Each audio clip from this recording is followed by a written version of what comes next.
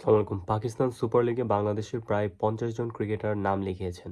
এর মধ্যে আজকে পাকিস্তান সুপার লিগে নিলাম হয়েছেন এবং নিলামে মোটামুটি ৪ জন প্লেয়ার কনফার্ম নামটা পেয়েছেন। হলো মোস্তাফিজুর রহমান, যাকে ডিরেক্ট সাইনিং করেছিল, রিশাদ হোসেইন, নাহিদ রানাকে এর আগের বছরই নিয়েছিল, কিন্তু তার ইনজুরির জন্য আসলে শেষ পর্যন্ত তাকে খেলানো যায়নি, এবং লাস্ট ওয়াইজ পারভেজ হোসেন ইমন। কিন্তু তানজিম তামিমকেও কিন্তু নেয় নাই। কিন্তু আমার কথা হলো, এতগুলো প্লেয়ারের নাম দেওয়ার কি দরকার? আপনি কিন্তু জানেন কোন কোন প্লেয়ার কারা কারা সম্ভব হতে পারে। হ্যাঁ, Tanzim Tamim is good choice, বা মানুষের আদার যারা ছিল, যেমন তাহিদ হৃদয় গিয়েছে, এটাও গুড চয়েস। লিটন কুমার দাস নাম দিয়েছেন, এটা গুড চয়েস। সাকিব আল হাসান নাম দিবে, এটা খুব স্বাভাবিক। কিন্তু এতগুলো প্লেয়ার নাম দেওয়ার কারণ কি? মানে আপনার কি মানে বাংলাদেশের ৫০ জন আসলে টি-20 ক্রিকেটার রয়েছে? এখন এইটা হলো এক ধরনের ছোট লোকই মনে হয়েছে আমার কাছে। আপনি দেখেন ইয়াসির আলী রাব্বির মতো ক্রিকেটাররা, তারপর খালেদ মাহমুদ, ঘরোয়া লিগের ক্রিকেটাররা যারা এখনও কিন্তু বাংলাদেশ জাতীয় দলে চান্স পায়নি, ইভেন অনূর্ধ্ব-১৯ দলের অনেক ক্রিকেটার যারা এখনও জাতীয় দলে চান্স পায়নি, জাতীয় দলে ওঠার যোগ্য কিনা এই ব্যাপারে সন্দিহান। ইভেন ইয়াসির আলী রাব্বি যদি বলি, তার ভিত্তিমূল্য তিনি দিয়েছেন প্রায় ১,১০,০০,০০০ রুপি। তো এত হাই বাজেটে কেন তাকে নিবে? মানুষের তো নিজের মূল্যটা বোঝা উচিত।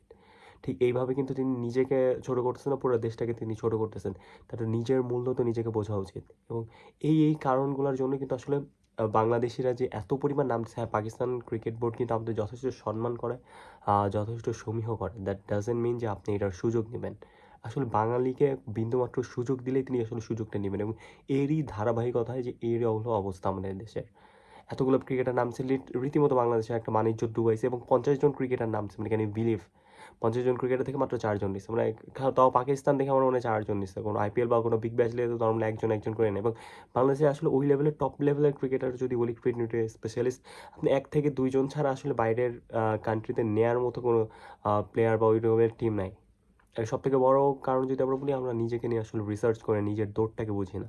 মেহেদী হাসান মিরাজও এবার নির্লজ্জের মতো নাম দিয়েছে, যার কিন্তু এই বছরের ট্র্যাক রেকর্ড খুবই খারাপ। যেখানে বিপিএলে ১০ ম্যাচ মেলায় ১০০ রান পুরা করতে পারে নাই, সে এবার নাম দিছে। যার যার যার জাতীয় দলে তিনি টি-20তে ডাক পায় না।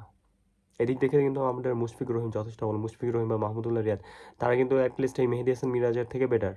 তারা কিন্তু নিজেদের নাম দেয়নি, নিজেদের সম্মান বুঝেছেন, এবং ওই ওয়াইজ এটা কাজটা করেছেন। কিন্তু আমাদের দেশের এইসব ঘরোয়া ক্রিকেটারের যেসব সমস্ত ছেলেপেলে, লাইক তারা কেবল বিপিএলে নাম পেয়েছেন, তারা কেবল অনূর্ধ্ব-১৯ বিশ্বকাপ খেলে উঠেছেন, তাদের যোগ্যতা নিয়ে যথেষ্ট সন্দিহান। তারা যখন এরকম নামটা দেয়, সেক্ষেত্রে কিন্তু দেশেরই আসলে মান-ইজ্জত কাটা যায়, দেশেরই কিন্তু সম্মান নিয়ে টানাটানি পড়ে। তখন পাকিস্তানের মানুষজন বা পাকিস্তানের দর্শকরাই কিন্তু বলবে যে কাদের আসলে আমরা সাপোর্ট করতেছি, বা ওদের একটু সাপোর্ট করছি দেখে কি ওরা আমাদের উপর মানে এত এরকম চাপাই বসে, এবং ৫০ জন ক্রিকেটার নিবন্ধন করছে।